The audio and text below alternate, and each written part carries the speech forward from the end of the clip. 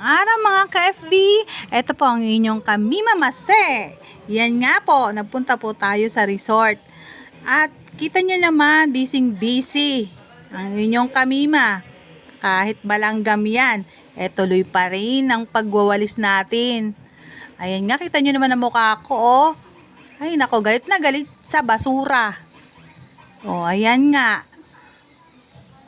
Kailangan nating linisin ng resort. Ayan nga, oh, tingnan nyo naman ang kanyang Kamima. Ay, nako. Madami-daming kalat.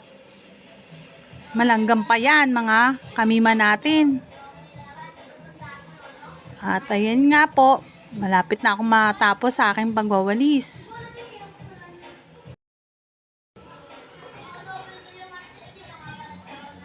Oh, at ayan, pagkayarim nga po namin, diyan sa bahaging yan, nagpunta naman kami doon sa pinakadulong bahagi ng resort para tingnan kung malinis ito.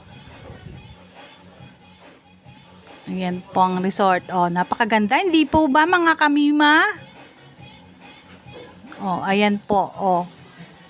Ay, nakabuti na lang at medyo malinis dito sa bandang dulo. Ayan lang ang basura, oh, na nakuha ko. Oh, tingnan nyo mga Kamima. Oh, may balak pa ang inyong Kamima kumanta. Ay, nako. Oh. At ayun nga, may nakita pa ako. Ang bangka. Ay, nako, yari na pala. Oh, halika na mga Kamima. Gusto nyo ba magbangka? Ayan po mga Kamima, yari na po kami sa dulong bahagi ng resort. Ayan o, dahil konti lang ang dumi ng bahaging resort. Ayan po, ako yung nagtuloy na sa aking banlawin. Dinala ko nga po ang aking banlawin. Ay alam nyo naman po sa amin, ay napakakaunti ng tubig. Wala pong tubig na lumalabas. Ayan po, at nagtuloy-tuloy na nga po ako magbanlaw dyan kahit na rin po kaunti ang lumalabas din. Alam nyo naman po, ang hirap ng maraming banlawin lalo na kung kaunti ang lumalabas na tubig.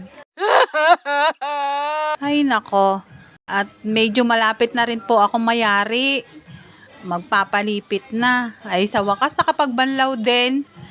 Ay, ayan po, mga Kamima, hindi lang po ako ang nandyan. Kasama ko nga rin po palang aking mga anak at asawa. Hindi lang po sila kita sa video. Ay, alam nyo naman po, ako ang bida rito, mga Kamima. O mga Kamima, ang nangyari sa araw kong ito, mga Kamima. Kaya babay na mga Kamima, sa susunod na video uli.